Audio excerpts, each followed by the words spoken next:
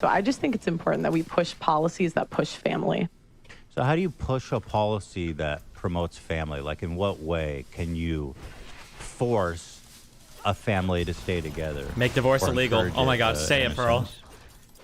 Well, I think you first have to get rid of incentives that incentivize like women to leave families. Yep. So no alimony, no like, child support. You know, for example, child support, alimony. I'm not really a fan of those. Listen, I'm gonna be honest with you guys, okay? I also pre-watch the future. I watch the future as well. I do believe in astrology. I do believe in tree leaves, and I can read the future. I do. Even on live content, I pre-watch it. I don't know how I do it. I'm just child support. So if there's a divorce, let's say actually, I think we should ban divorce too. Yeah, I think that should be banned. Yes. Okay. Well, how that's does a he little do bit it? silly. You have to acknowledge that, right? No. So banning divorce means that when you decide to get married, you are not allowed by the government to leave your significant other in any situation. My third eye is open. Because if you're saying you're not allowed to get divorced, so we're talking about like, what if the relationship is physically abusive? Yeah, I think if it's physically, this is the problem though. All right, if it's one-sided physically abusive, okay, fine, divorce. We can allow divorce for those exceptions. But like, I've even talked to people that work at like abuse centers, and they say that the majority of abuse is mutual. So it's not just one side's hitting. What? It's so easy. This is why the red pill is dying, and it's why it's going to die. Okay? Because a lot of these people they're just dumb. They're stupid. Like rhetorically and optically, it is so easy to just say, yeah, in physically abusive relationships, people should split. Why would you even try to quantify or qualify or provide an exception? Like, well, in some relationships, people are beating each other, right? It's just that's such an easy position. Like, yeah, just bite that bullet. Yeah, it's so stupid. But when you say something like divorce should be illegal, yeah, we got to kind of suss that out, because that's a pretty extreme claim. For example, in 2014, family violence was the cause of 25% of divorces. So I don't think it's fair to characterize that as some kind of like. What if they were both being abusive? Well, we also have to look at there's incentive structures in place where there's a lot of false accusations in family court. And a lot of people don't know this, that family court is actually based off, it's not based off of evidence, it's based off a balance of probabilities. And there are incentive programs that you get, like in the UK, you get a free lawyer if you accuse your husband of abuse. And it's less than 10% of cases are actually like followed through with the police. Okay, hold on. She doesn't know anything about anything that she's talking about. Sorry. When she says on the balance of probabilities, not on evidence, that doesn't make any sense. Generally speaking, from what I'm aware of, there might be more. Generally speaking, there's like two ways you can prove something in court. It can either be on a preponderance of evidence, meaning over 50%, right? So like in civil court, this is how we would go. You need an over 50%. That's what the case that Trump lost on rape. It was over 50%, okay? Or beyond a shadow of a doubt, which is like 99%, okay? No reasonable person can have a doubt here about a particular thing. For family courts, it's based on a preponderance of evidence. It's based on that 50%, that 51% standard. That doesn't mean no evidence. That doesn't mean somebody just makes a claim and it's believed. That's not how that works. Those probabilities, I hate her. God, I hate her so much. The balance of probabilities that she's talking about here, the probabilities come from evidence provided in court. Sorry, I don't want to move on quite yet. I want to stick on the topic of not allowing people to divorce. So you're saying that you do want to allow people to divorce. Then you don't really believe that. No, I would say ban divorce. Okay, because you just said you would allow an exception in the case of abuse. I said one-sided abuse exception, sure. Okay, so how do you prove the one? So then you don't believe in forced divorce? Or ban divorce. Fine. Ban divorce except for one-sided abuse. Okay, sure. Except for one-sided abuse. And is there going to be a system to kind of how do you prove that the woman or man? There's no way you can enforce this. You have to press charges in criminal court, not family court. So only if your significant other is tried criminally are you. You don't press an individual. Doesn't bring criminal charges to somebody. It would be reported to police and then the DA would do it.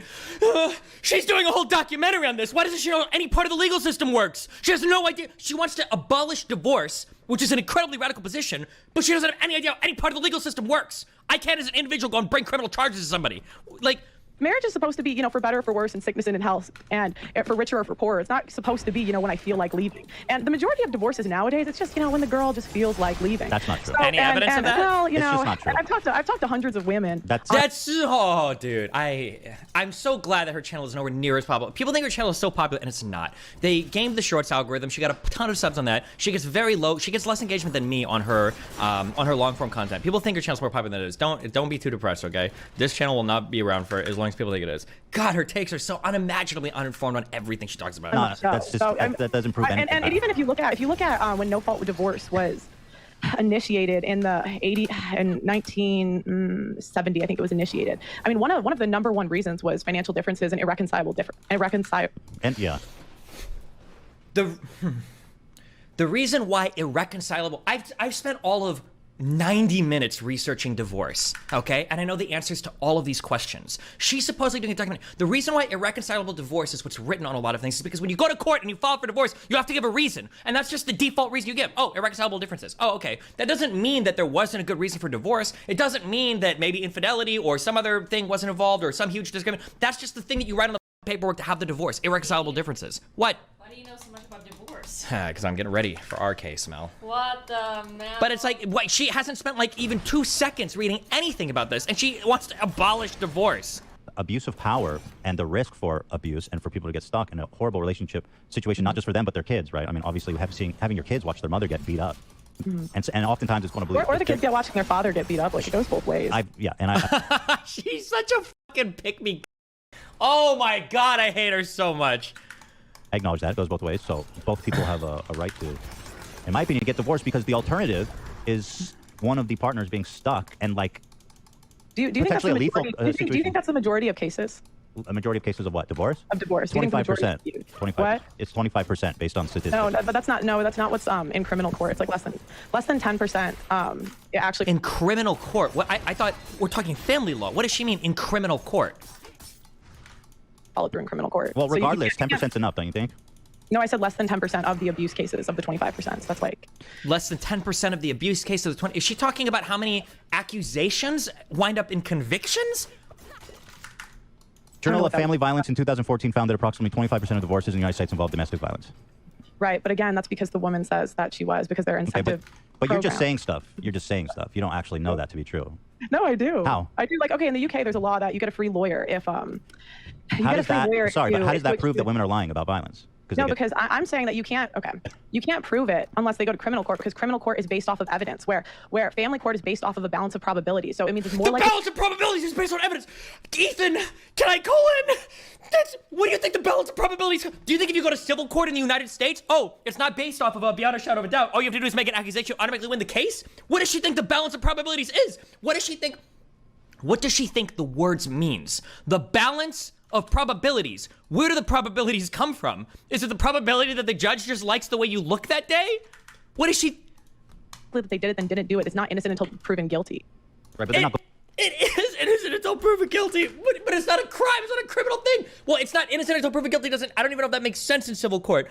But you're still presumed innocent until the other person wins the case. Going to jail. It's just to let the abused I mean, you could partner. call it jail when you have a lifetime of not seeing your children. Oh my God. Okay. It's all right. She's never gonna let me back on her show again. I already know it. I need to do one more red pill show on like divorce. Maybe I should do Rolo in Vegas while I'm down there, because I'm gonna be in Vegas for another show anyway, and just let's have the divorce conversation, because I need to put this shit needs to go to bed once and for all. There is so much stupid fucking shit that people say about this without even having any fucking idea. Like, they don't know, like, I'm not even saying you have to be like a fucking lawyer, but just like the basic shit of like what the legal system is, or like how it works, or what's going on. Wouldn't you prefer people get married than never get married? Like, I feel like you would be disturbed if, like, only 5% of couples ever got married. I'd rather people got married and stayed married. Right, but that wasn't one of the options. I actually don't see a point in getting married with the way that marriage is today, to be honest. Yeah, it's just why would you get married? Men are exposed to way too much risk, like blah, blah, blah, blah, blah.